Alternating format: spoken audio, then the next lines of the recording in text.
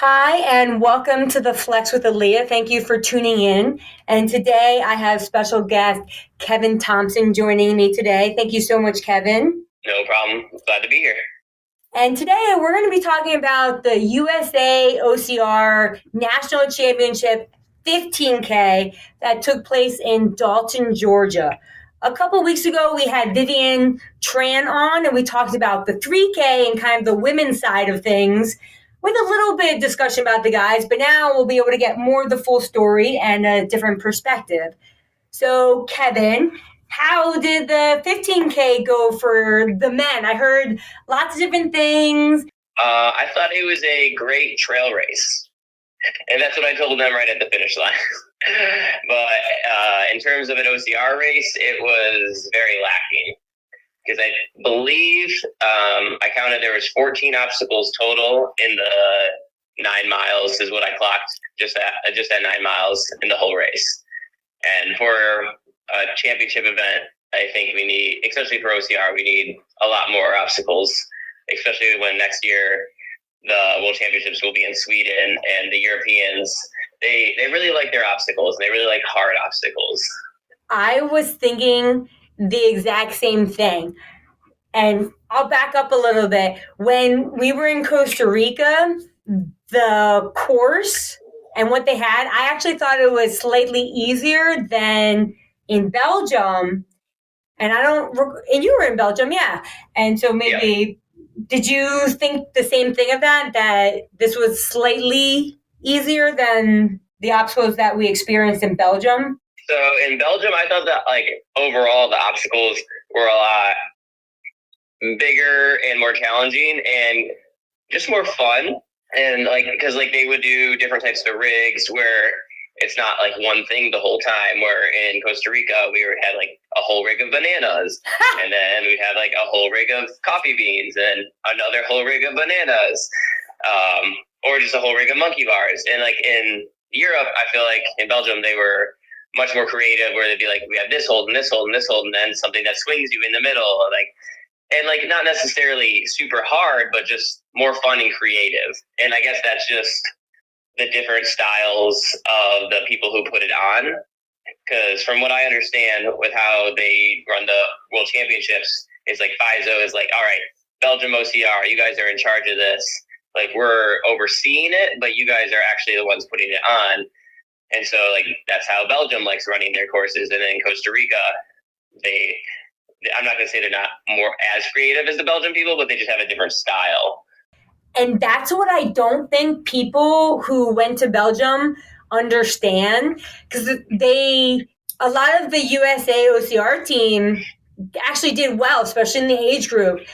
And I hope they're prepared next year for Sweden, because Sweden is, I know, that's why you mentioned it. I was like, oh my God, Sweden's going to be epic. Yeah, and people are going to get a big wake-up call if they're not practicing their obstacles a good amount.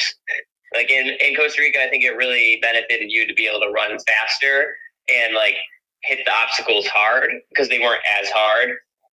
So you could transition in and out of them quicker, which is fun. It's just a different style of OCR than we were probably expecting for FISO Worlds. I really enjoyed it and performed well. But I think in Sweden, it's going to be a lot more. You still have to be very fast, but you're going to have to really be very obstacle proficient, especially with that 3-band system, because if you fail 3 times, your race is over. Yeah, and which is exactly to your point that you had said that this race that you just did isn't necessarily comparable to those international championship races or a championship race in general. Mm-hmm. And they asked us a lot of questions at the end of what they could do better next time and everything, and we gave them good feedback. And so hopefully they build upon that in the future to make it so the athletes chosen at that race are the best athletes we are sending to the World Championships. Were the people who were asking those questions, were they part of the USA OCR committee, or was it the race director? It was both. it was the race director and some people from the committee that we were talking to. We were just kind of in a big group at the end, like the top couple guys, and all of them, and they're like, well, what can we do better? And like the two biggest things, we were like, we need more obstacles, because 14 and 9 miles is not nearly enough. Like that's a good 3K amount of obstacles, but not 15K. And then they needed more lanes and a lot of obstacles. I think the most lanes they had on one rig was 4, and that was the very last obstacle. So they had 3 rigs. The first rig had 3 lanes. The second rig had 2 lanes, and then the last rig had 4 lanes. And so especially in a 3K, 4 lanes, 3 lanes is not enough when you have 4 or 5 people coming in all at one time, like trying to do the right obstacle, and then someone ends up waiting, and their race is pretty much over at that point. Yeah, that's true. I heard there was a little bit of a backup on the Mount Fike, the one with the pegboards that you had to go up. Since you were in first, I don't think. So, spoiler, Kevin won. But I don't think you experienced backup if you were in the lead. I don't know if you were in the lead for the whole time. For the 3K, I was either like in the lead or like fighting for the lead for the first mile and a quarter, probably. Like there was just a group of 4 or 5 of us all like right together.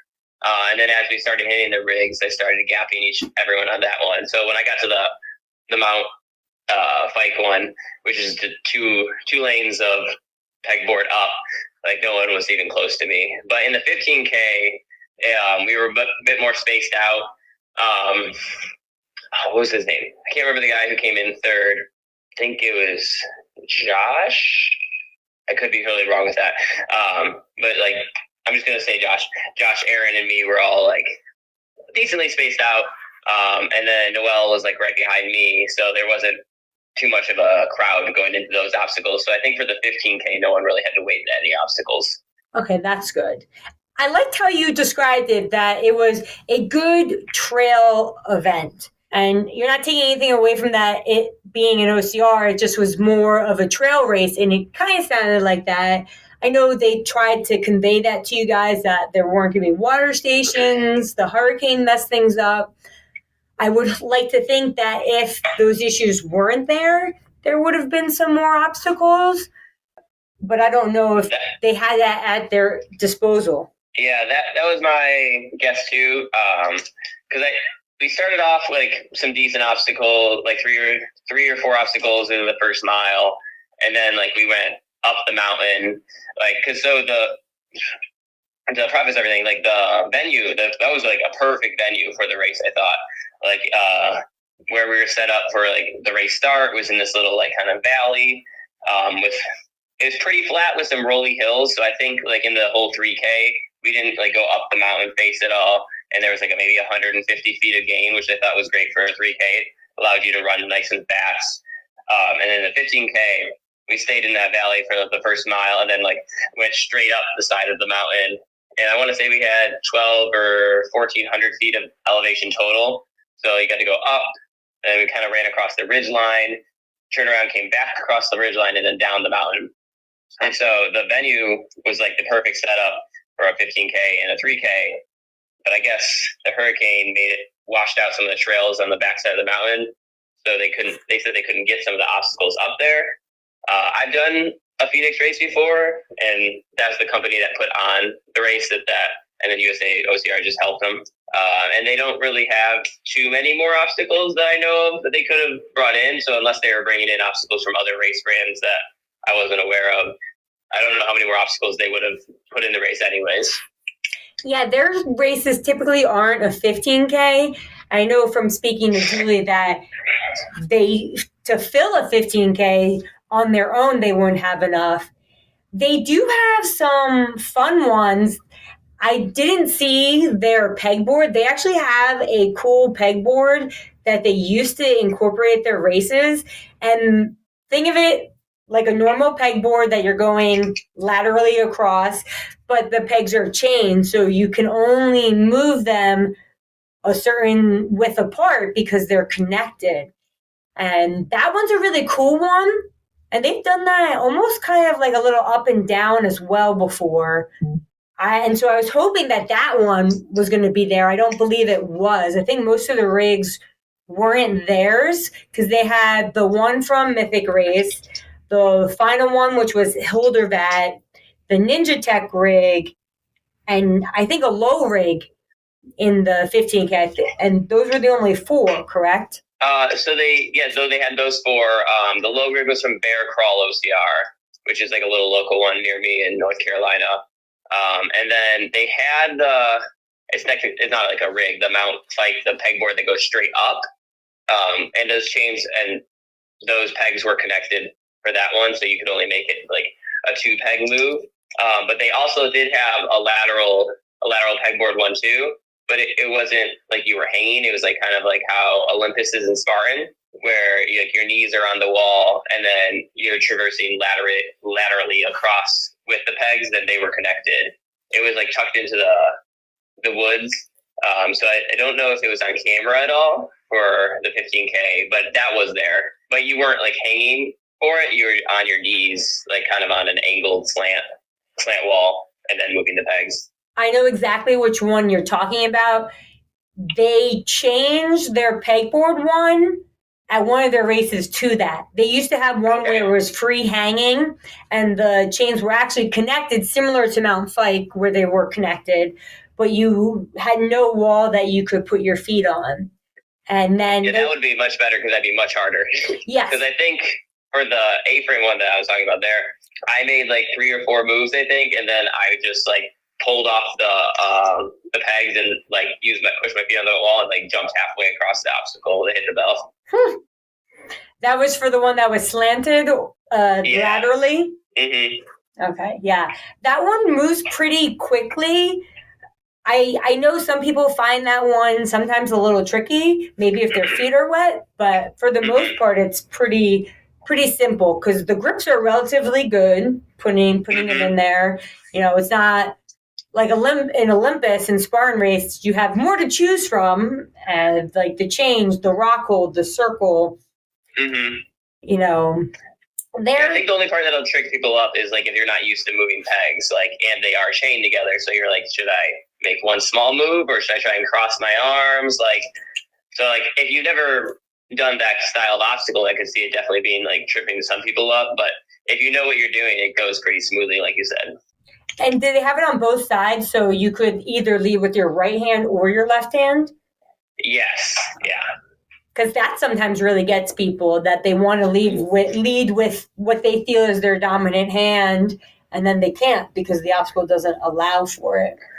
Yeah, exactly. Like I like to lead with my right hand, and so every time I come into an obstacle, I instantly go to the right hand side of the obstacle so I can lead with that hand. And so thankfully, someone was already on the left hand side of that when I got there, so I was able to sneak into the side I wanted anyways. Oh, good. Yeah, because you got to be good at both, Kevin. Yeah, I know. I'm all right left hand. I'm just more confident right hand. That's like sometimes people ask me how I do an obstacle, and then I think about it. I'm like, I think I led with my right hand, but if I just go up and get it, sometimes I actually lead with my left hand, depending on what it is. But if I can't recall, I think it's my right, but it's like, nope, you actually did it with your left for whatever reason. And sometimes you're better on an obstacle in the middle of the race than you are afterwards when you go practice on them. Yeah. Because so afterwards we went and like we're doing some filming for USA OCR on the rigs, and like some of them were like, I did this first try on like in the course, and now like they were practicing it. They're like, I can't do it anymore. They're like, it's just like you don't even think about how hard something is sometimes, and like your brain just kind of shuts off, and your body just reacts. Yeah, autopilot. You just go through it, and I agree with you. People sometimes function better that way as opposed to when you step back and you try to analyze it and do it. You're not just letting your body do what it wants to do and flow how it maybe would be the easier way. Because I did see you on the Ninja Tech rig, and pretty much I think you did it in like 2 moves. Like you grabbed the little rope, you grabbed the ring, and then it was the bell, right? Yep. Because it was, so originally what they did is there wasn't supposed to be any ropes or rings on it. And it was supposed to be all of these kind of like upside down V holds. And so you had the lachet in between them because they spun when you landed on them. So you couldn't make one move at a time. You had to hop your hands each time. And they decided that was too hard for everyone. So they added the rings and ropes. And so I was like, well, if they're going to add the easy obstacles, I'm just going to skip all the hard part of it and just swing right through. I mean, for efficiency's sake, why not? Yeah, it saved me probably 10, 15 seconds on that, and a lot of strength, because I was just long enough to span the obstacle. I wonder what would have happened if they left it, because if you still had 3 bands, like you still could lose a band, but you're still in the race. So it doesn't really hurt you that much unless you've lost 2 before you get there. Yeah, and that one, there was the one Mythic Race rig before that, and that was really the only other available rig, I guess I'd say. So like at most you're only going to be down one band at that point. So I think that would have been a good way to just leave that up and see what happens. Because the pipes were slick, and so a lot of people, when they were trying to use them, they did slip right off. So I mean, a lot of people already failed it that way. Yeah, was it the dew?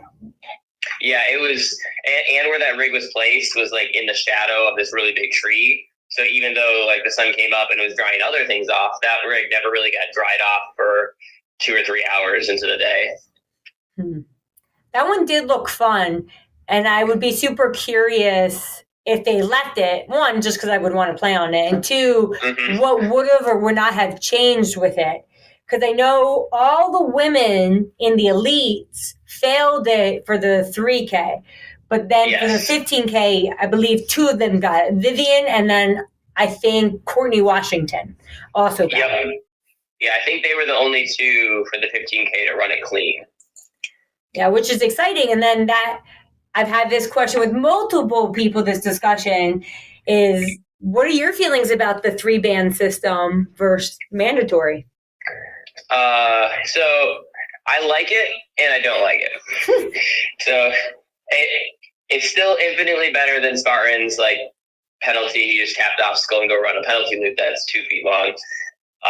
Because I think it almost more than mandatory obstacles. I think it forces you to be good at obstacles, which I like.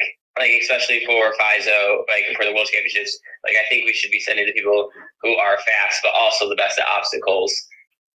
So I think the 3-band system, you almost have to be better at obstacles than mandatory, because you only get 1 try on it. So you only get 3 lives, like in Mario. Like, you have to get a 3rd life, you're dead. So you can't really make a mistake and slip. But then at the same time, it also doesn't incentivize you to attack an obstacle like mandatory obstacles does. So you can't go and try and make a big skip move. You can't like just jump into it and see if you can like jump past the part, because it's 1 slip and you're done with that obstacle. Then you got to run a penalty loop at the end, and that could affect how you place overall, or that could affect maybe you're not good at 2 other rigs later in the day, and then you slip on those, and then your race is done.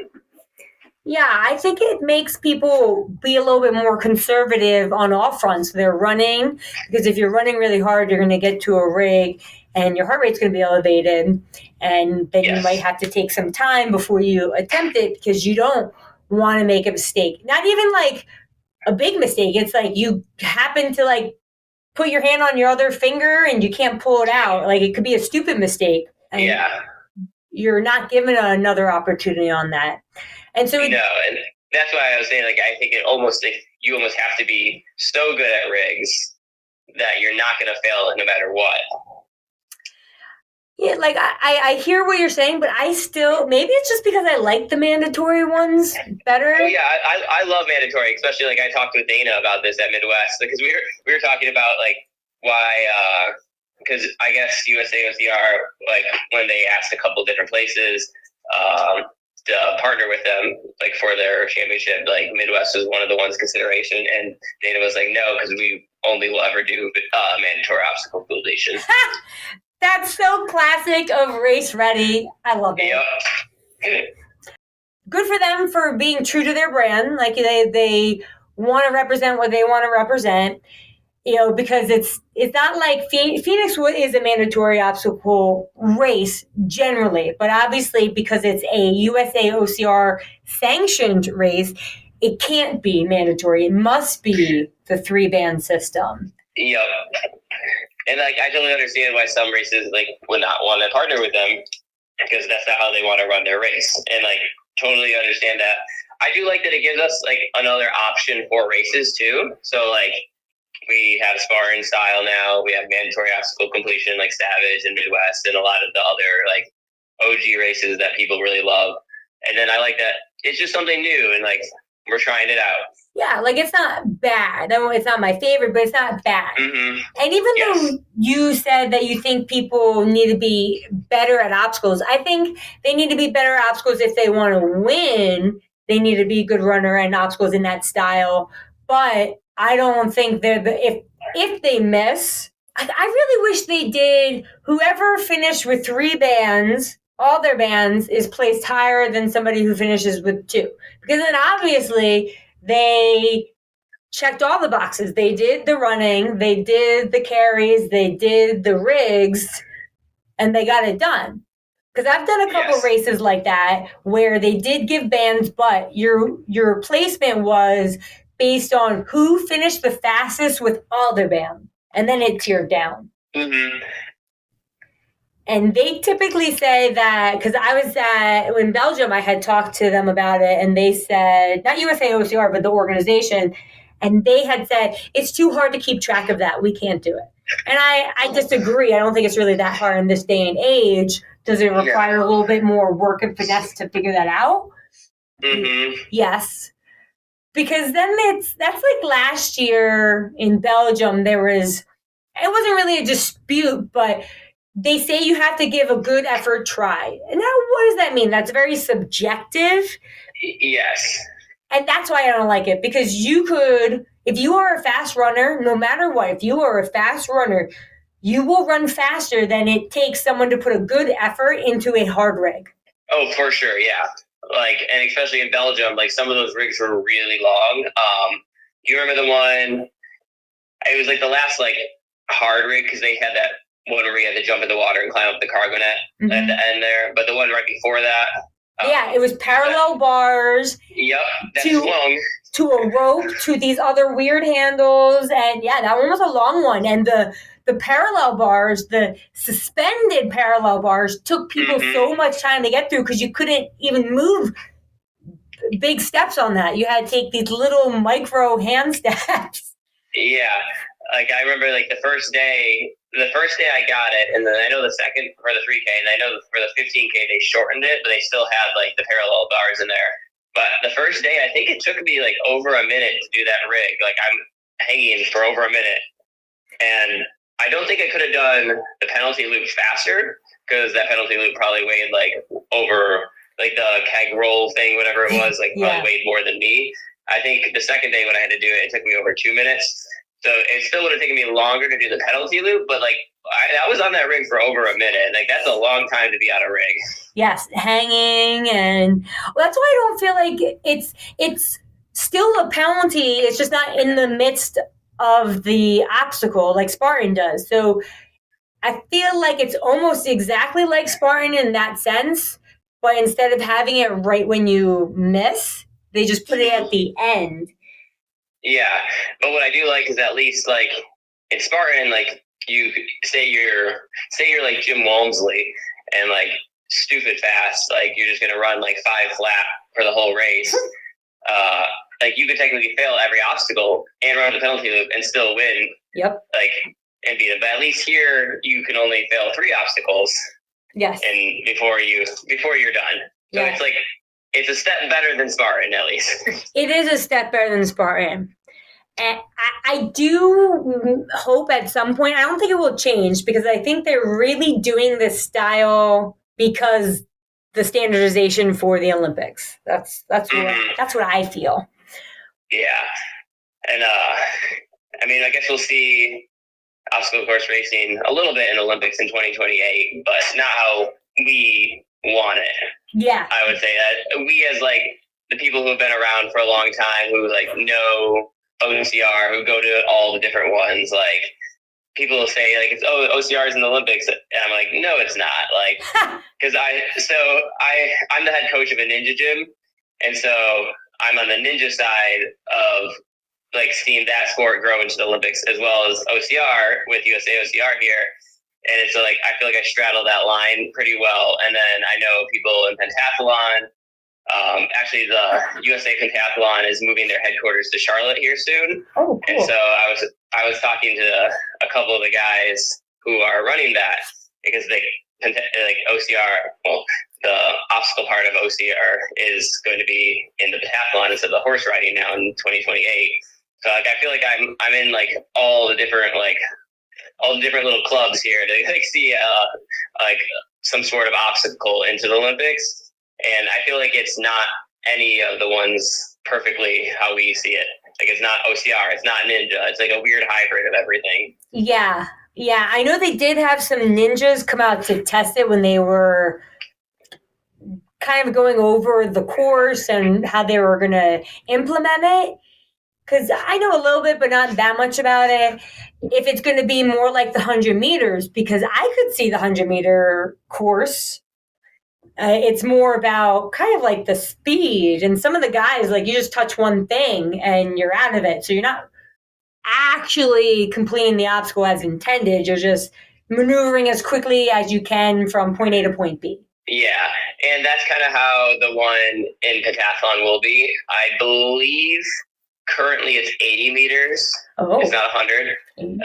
But they're trying to get it to be 100 before the Olympics. I think that's what I was talking to him, the one guy about.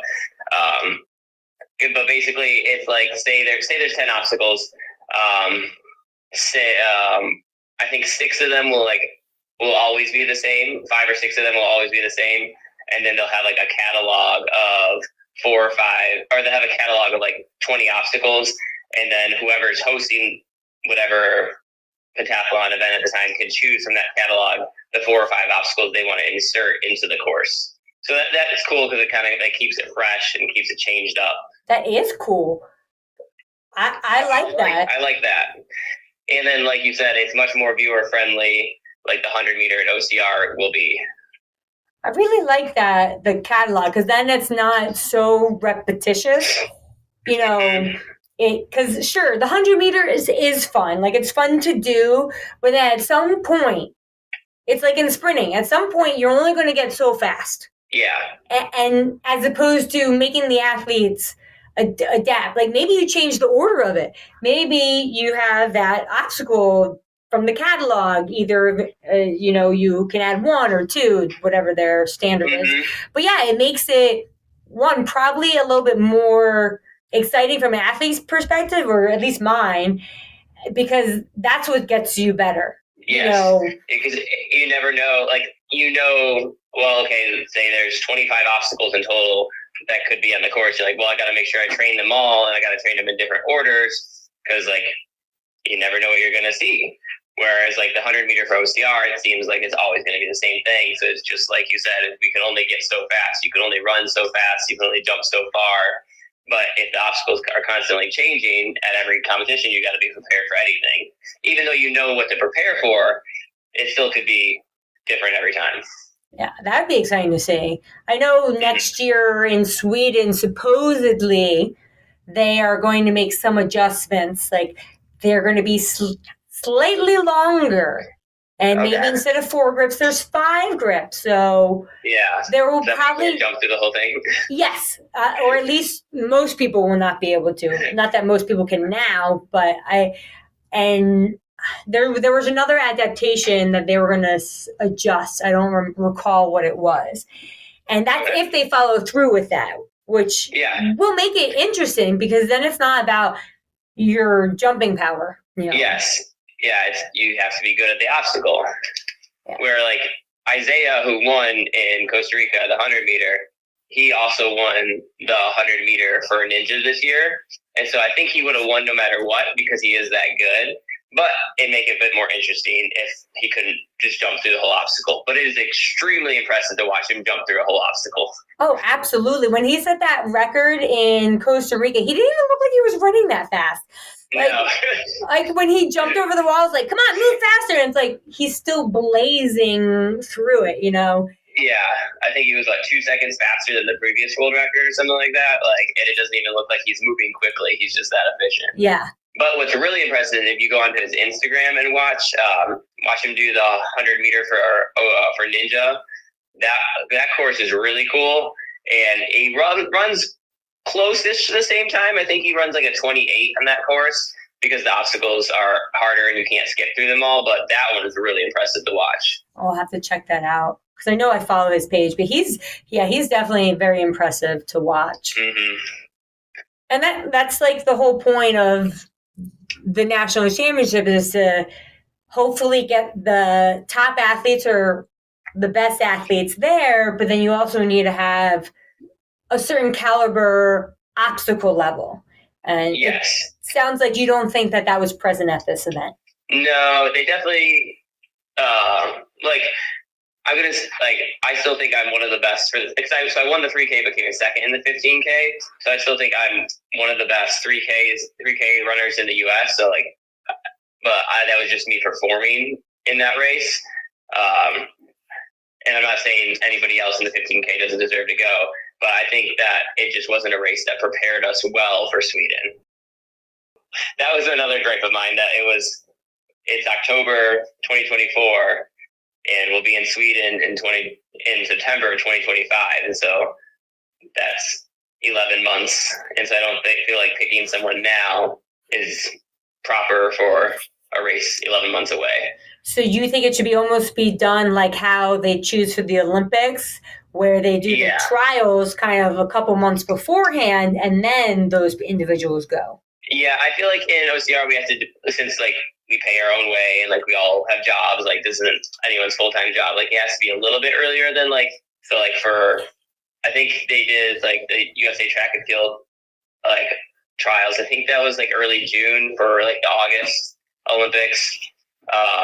So I think we need to do a little bit more earlier. So maybe March, April, if for a September race, give us that 5 or 6 months.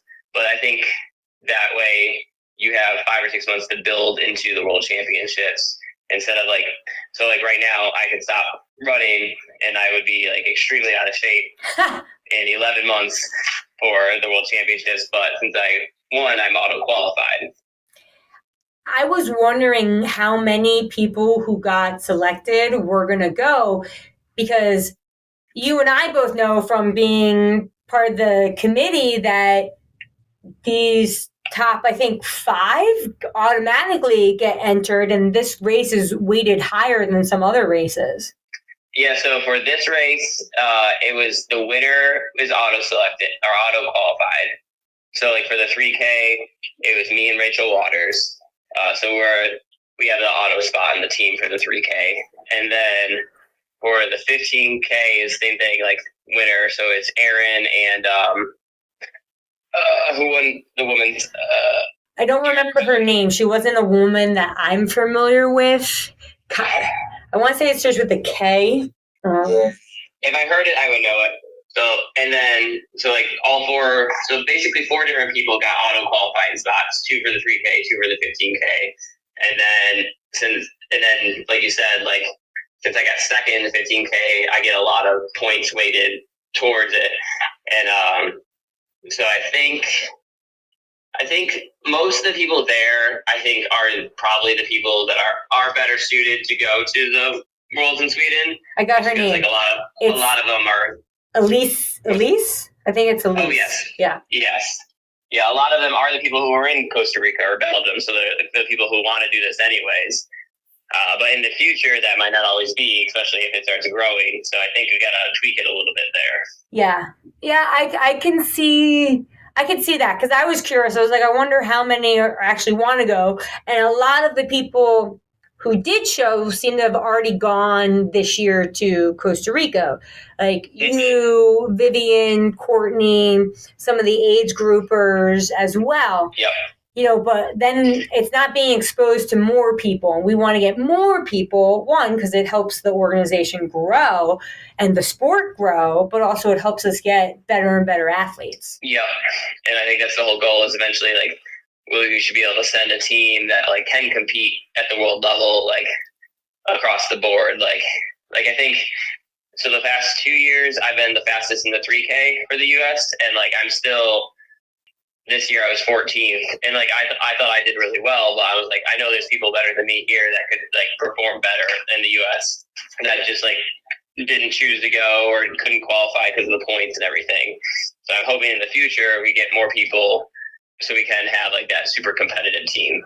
Yeah, that would be really, really cool, because I think we actually had a pretty, compared to Costa Rica and Belgium, just those two, I think Belgium, we had some pretty high-end athletes, at least on the women's team, because we had Nicole, we had Rose, we had a couple others on that Annie Doobie, Yep. And only Nicole of them came back this year. Yeah. And I think that's just like we were talking about like earlier with like the elite sport, like kind of fizzling out as much. Like there's not, because like in FISO, there's really no prize money. So they're like, what's the point other than like pride to represent my country? That's true. Which is great. But money is also nice too. Yeah. And the era of OCR kind of is shifted. So the people who, Lindsay Webster, Ryan Atkins, Nicole Miracle, even Rebecca Hammond, like those women and men who kind of led the sport for many years have lives now. Like they're doing other things. Mm-hmm. And now you have people who's going to raise the bar now. Yep. And I think that's what will be interesting to see in the coming years, because I can't speak from the men because I know less about the men, but outside of Nicole in the U.S., I don't know someone on her level yet. Yeah. Who's racing at her capacity internationally. Yeah, I don't think there's too many in the men either. Like we have Sean, who's like super fast and great. But then there's might be 5 or 6 other guys in total that like want to compete a lot and can perform at that level. We gotta get Noah to come to Sweden. Yeah, I was trying to convince him to come to Dalton, Georgia, and compete at the USA OCR, but he had done Mammoth for OCRWC, and he was like, "I'm just tired. I need a break." But he does want to come. So, and he is younger. So that's good. And then Kean O'Boyle, who came in second in the 3K, and I think he was 4th in the 15K. He's younger too, and he does pentathlon as well. So he's on that side of the sport as well. Well, that's great. That will be really exciting to see what transpires over this season and over the years. So in general, about the 15K, what did you like? Because we heard what could be better, where, more obstacles, maybe something harder. What did you like about it? So like I was saying earlier, the trail system there was awesome. And I thought the whole park as a whole was really cool. Like it was like an old Civil War battleground too. So like it was cool to like learn the history of that area. And I thought like the way they used the elevation and all the trails was awesome. And like at one point, when we got to the top of the mountain, they had a rope climb. Like probably it was a big rope climb. It was probably like a 20-foot rope climb at the like very top of the mountain. So you were on the tallest part, and then you got to climb the rope. And I was like at the top hitting the bell, and I was like, I kind of want to just hang out here and look around for a little bit, but I got to go run down this mountain now. So cool. they use the terrain and the trails really well. I thought about that, and like they were saying there wasn't like going to be that many water stops, but I thought they had 4 or 5 water. I think they had 4 water stops in the 9 miles, which I thought was a very appropriate amount. Like pretty much everything they did was really well run. Just needed more obstacles. And now for the big question. Do you think we are going to have a national championship in 2025? I hope. I hope we don't, but that's not because I don't want a national championship. I hope we move it to spring of 2026. So it qualifies you for the World Championships in 2026. Well, that would be interesting. I'm curious to see what they do. I haven't heard any whisperings about having one next year, and things tend to get pushed really close. Like, when this 100-meter championship, hey, we're gonna do it, and it's like, hey, you have a month. Like, yeah. like sure, people are going to come. You're going to get some people, but you're not giving anybody enough time. Yeah, and that's why I hope we like push it, and like that way, I think it'll send people who are more prepared for 2026, and it'll give us more time to prepare that race. Yeah, I agree with that. I think it will, if they could lock in somebody and then work to establish that relationship for a year and to set it up. But then also, like, does it look bad them not having it? Because, OCRWC is not having one next year and people are displeased with that. I'm shocked. I can't believe they're not having it. But as it being a Spartan now owned event, I'm not surprised. Yeah, I voiced my opinion about that, and then people were mad at me about that. So,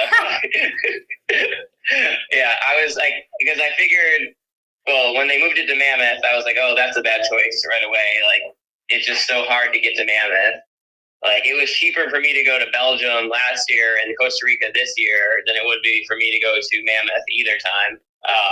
And so I was like, well, it seems like they're trying to actively kill OCRWC by putting it in just such a hard place to get.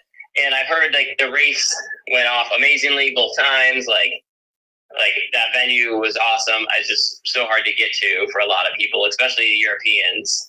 So I was like, oh, I guess they're trying to kill it.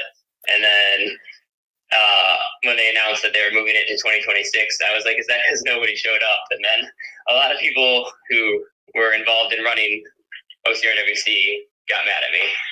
But that's fine. Can't be friends with everyone. Well, everyone's going to have a difference of opinion. I did hear that there were less people than last year. So this year, 2024, there were less than in 2023. Not surprising because they were just giving away registrations too. And at one point, they offered me to run all the races for $50. And I was like, how are you making any money off of that? Yeah. I was like, God, they can't be doing good. And I felt so bad. And then I did also hear, like, I had interviewed and talked with Jeannie. She had gone. She said the race was well done. The obstacles were decent. They had a lot that they used to have at OCRWC. And she didn't go in 2023, but what she heard was that this year was better than the previous year. And with the news of them postponing the event to 2026, or not postponing, just not doing a 2025 one, that one of the concerns, her concern is that Spartan has done this in the past and hasn't given people their money back if they can't go or if they cancel. But like, why would I sign up for an event that doesn't have an actual date or a location? And they have registrations, and I heard it's very expensive, but we don't even know anything about it. Yeah, we don't know where, we don't know when, we just know spring 2026 on the East Coast. And I'm like, but I can't plan a race for 2026 when I don't know where it is or when it is or what's going to be going on in my life, and I don't want to pay you $600 right now and possibly never get that back. Yeah, right? Pretty much. Oh, so hopefully 2025 cleans up a little bit because, I know my race schedule keeps dwindling in the amount of races I'm doing because not many are too enticing, but you got Frontline, Warex, Midwest. I think Conga the Gauntlet's still pretty good, but like there's not too many sprinkled throughout the year now. There used to be a big chunk. Yeah, I feel like there was always, you could always kind of plan, like, to go from little race to little race, like, on, like, Midwest and Frontline, and now there's just less and less, and hopefully we don't lose any more, but I feel like with Midwest now, we're starting to gain maybe a couple more back, so maybe we're just in a lull for OCR, and it'll grow back up in the next couple of years. Yeah, we just got to stay committed, and the people who do want to do it will be there, and hopefully the race brands that are doing it don't give up, because it is hard. I know it's hard. Owning a business in any capacity on your own is challenging, and hopefully they just stick with it because time usually helps. You're never successful year one. That's figuring shit out. And then you work on stabilizing, maintaining, and then success on a bigger level. Yeah, and I know like for Midwest, like it seemed like they were pretty successful in their first year, and then after talking to Dana and Aaron, they were like, "Wow, there's so many things we're going to change, like that we can just do better." And I was like, "Oh well, I already thought you guys did a great job." So. Yeah, me too. I was talking to her. I was like, "Dana, I didn't even notice that," or but like. As an owner, they see all the little things that they can improve on, which is great because then it's just going to be even better next year. Yep. So that's exciting to see. Is there anything else about the USA OCR National Championship you want to mention, talk about? No. I just hope we get to see more and more people like come out to it next year or in future years or whenever we have it. Yeah, whenever we have it. To be determined. We'll let you know. Yes. Oh, awesome. Well, it was a pleasure having you on, Kevin. Is there anyone you want to give a shout out to? Just my race teams again, Mud Gear Hannibal Pro Team, USA or US OCR Midwest, and then my wife again. She's with me at most of the races, so she helps me get there and then make sure I pack everything I need for my races. So yeah, get you home in one piece. Yes. Well, thank you everyone for tuning in, and we will catch you next time on the Flex with Aaliyah. Remember, stay flexing.